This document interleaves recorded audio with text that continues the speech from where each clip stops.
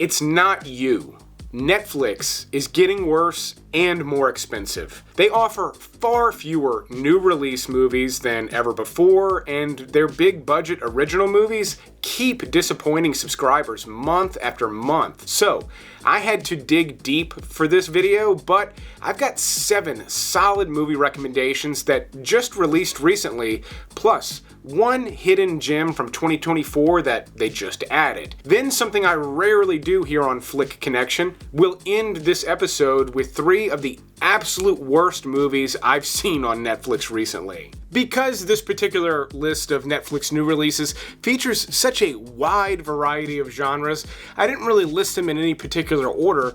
First up on the list is one of my favorites on the entire list, a hysterical political comedy from South Korea titled Good News. Now this is set around 1970 and it's very loosely based on the true story of some communists taking over a flight from Japan to South Korea. They wanted it to go to Cuba. Apparently they had to land in North Korea as part of the true story. So the movie takes a huge departure from that, and what you get is a caper almost like Wag the Dog, where they're trying to trick these hijackers into believing that they've landed where they want, in Pyongyang, North Korea. So it's a big farce that they have to pull off, but there's a lot more going on in this movie.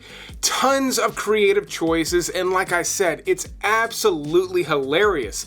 And I'll say, not only do they have a good dubbed version, but I tried watching this both with subtitles and without, and the humor changes slightly. If anything, the dubbed version, even though it is good, adds a bit of silliness to an already silly movie. And I felt like some of the jokes landed a bit better than they did when I was reading them in this particular case. But compared to similar movies like The Interview, the Seth Rogen movie, I thought this was way better, funnier, and I liked that movie.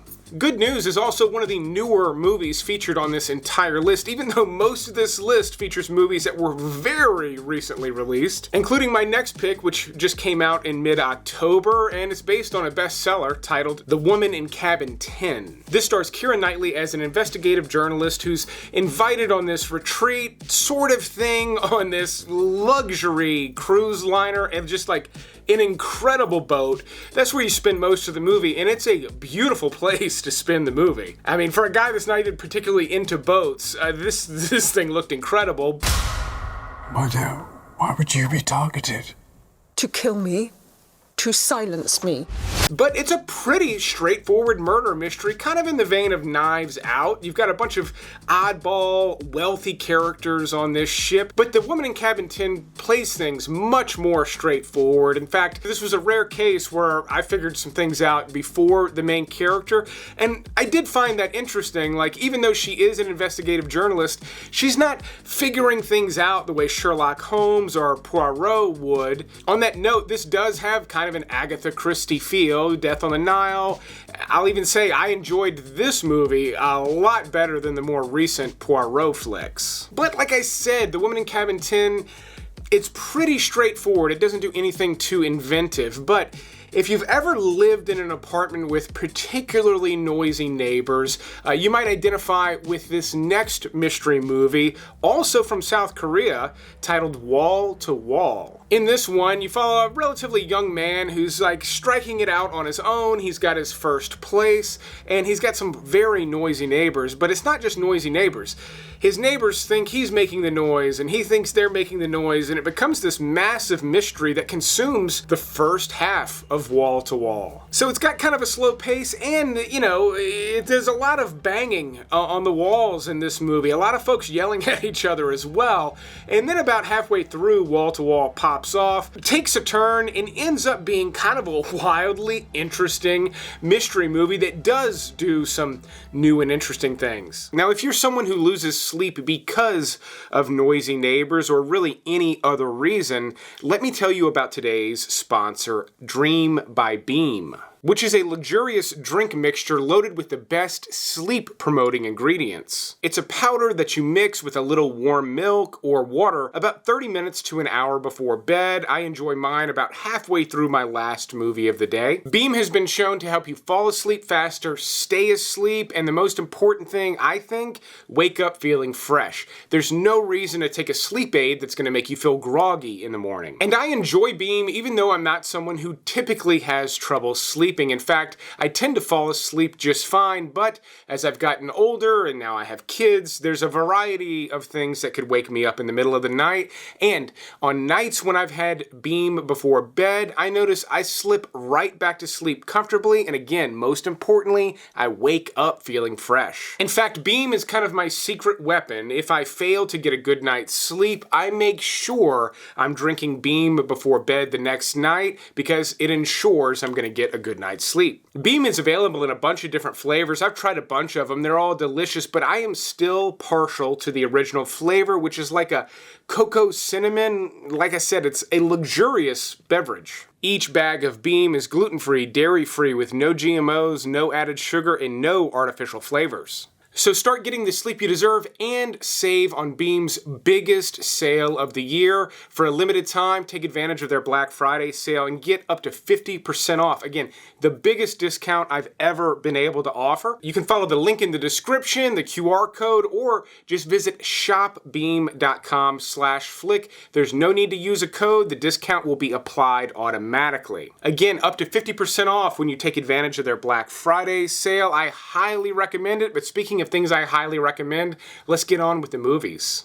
Also, very recently added to Netflix is a new mind-blowing documentary titled In Waves and War, which focuses on soldiers with PTSD, particularly a group of Navy SEALs with fairly severe PTSD, like completely life-disrupting PTSD, and new cutting-edge psychedelic treatments that seem to be working wonders. In Waves and War explores the story of a lot of soldiers and spends the first half of a 2-hour documentary really diving deep into these guys' backgrounds, including some of their more harrowing stories. And they have to set all that up for you to really fully understand where these guys are coming from. Not just what they had to deal with in war, but really what they're having to deal with in their lives after being in war for so long. This is from memory, but I believe they said 7,100 soldiers or so have died since 9/11. Over 30,000 have died back home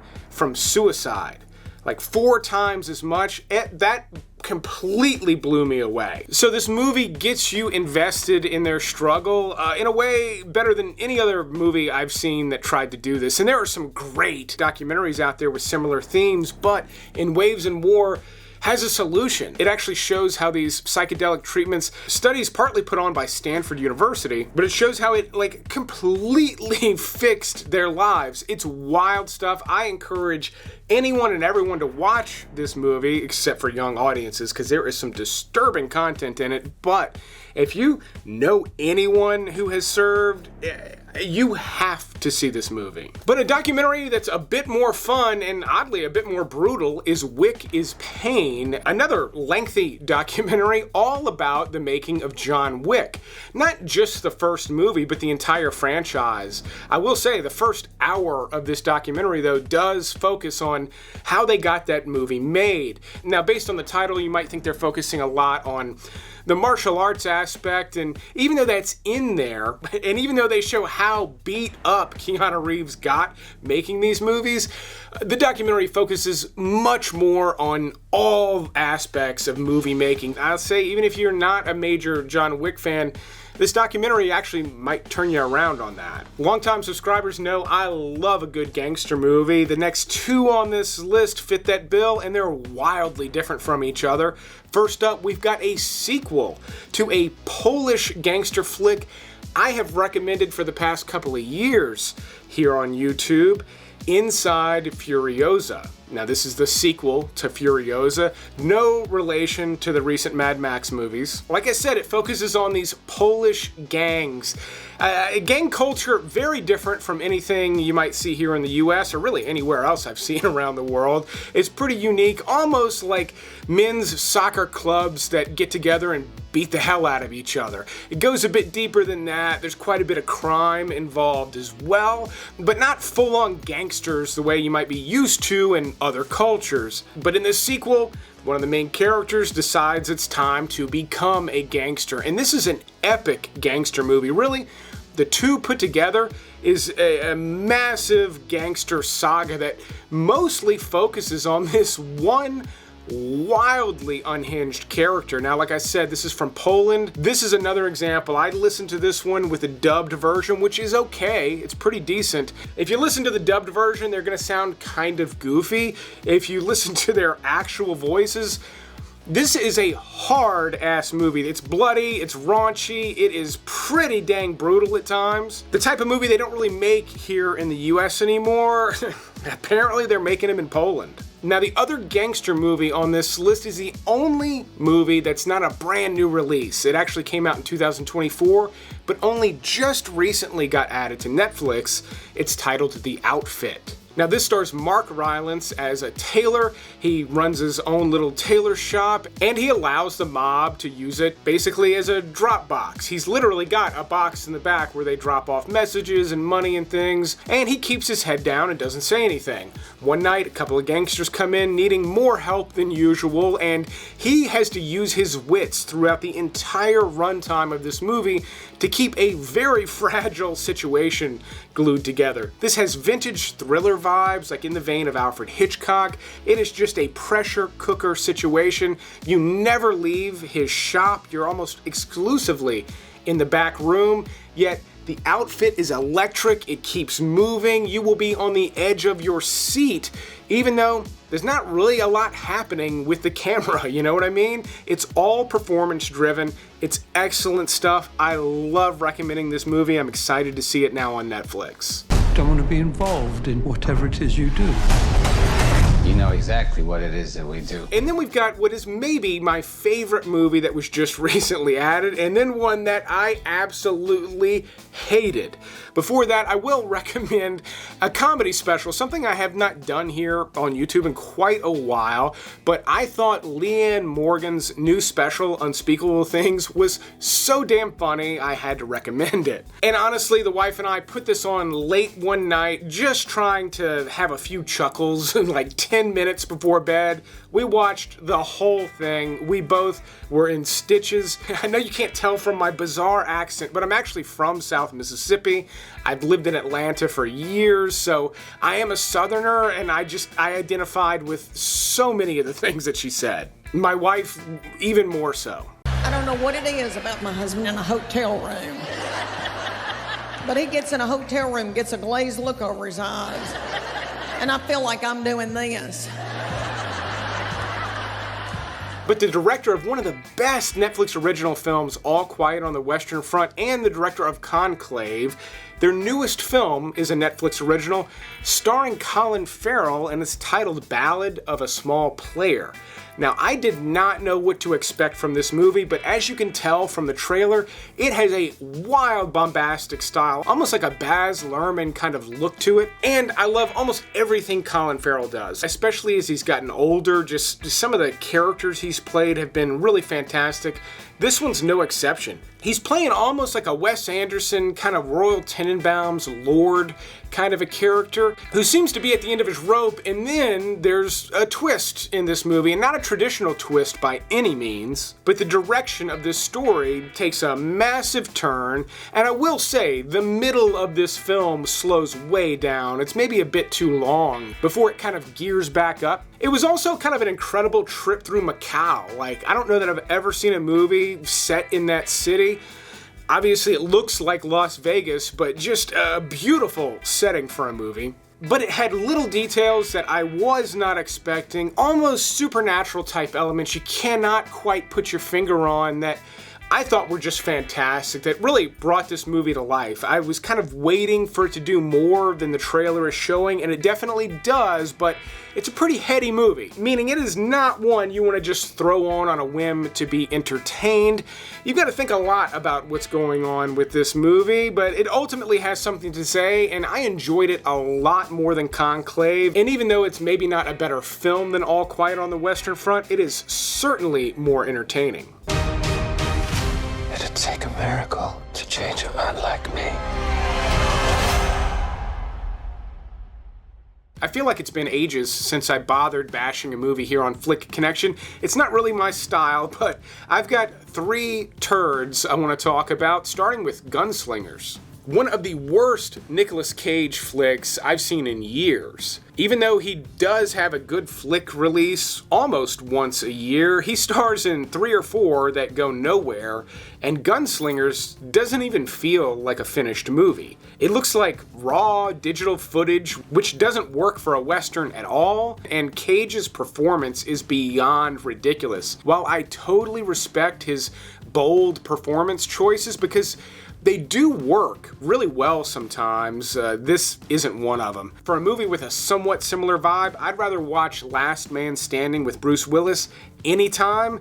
That movie is currently free over on Tubi. A House of Dynamite was another new release that disappointed me, but for vastly different reasons. You've got top-tier actors and director Catherine Bigelow, who I'm a fan of, trying to create a Paul Greengrass-style Situation Room drama about an imminent nuclear attack. It's top-notch filmmaking with rather weak storytelling. This exhausting 2-hour nail-biter basically says everything in the first 20 minutes and then beats that dead horse for another hour and a half only to leave you scratching your head. I'm all for abrupt endings that make you think. When credits rolled on House of Dynamite, I just wondered, like, is that really it? All those talented people spent all this time to say nuclear bombs bad?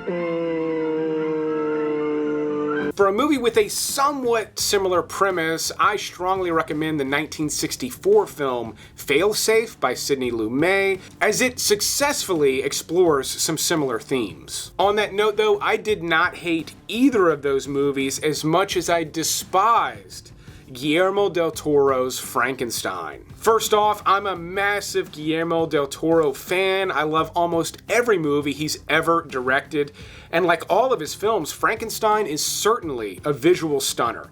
It's arguably his best looking film. This is partly what I hated. Frankenstein looks expensive as hell with loads of money on screen.